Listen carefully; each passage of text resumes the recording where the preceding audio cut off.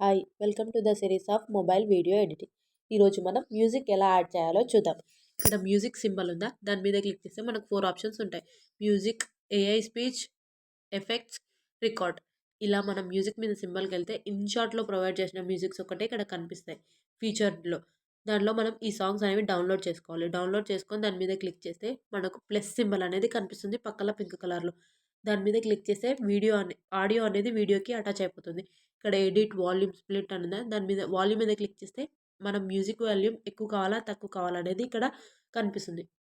లేకపోతే movie songs ఏమైనా download చేసుకొని మీరు ఉంటే పెట్టాలనుకుంటే ఇక్కడ మై మ్యూజిక్ ఉందా, దాని మీద క్లిక్ చేస్తే మనకు మూవీ సాంగ్స్ అనేవి మనం డౌన్లోడ్ చేసుకున్న సాంగ్స్ అనేవి ఇక్కడ కనిపిస్తాయి. లేకపోతే మీరు ఆల్రెడీ వీడియోకున్న ఆడియోని ఇక్కడ పెట్టాలనుకుంటే ఎక్స్ట్రాక్ట్ ఫ్రమ్ వీడియో అనేది కదా, దాని మీద క్లిక్ చేస్తే మన గ్యాలరీ ఓపెన్ అవుతుంది.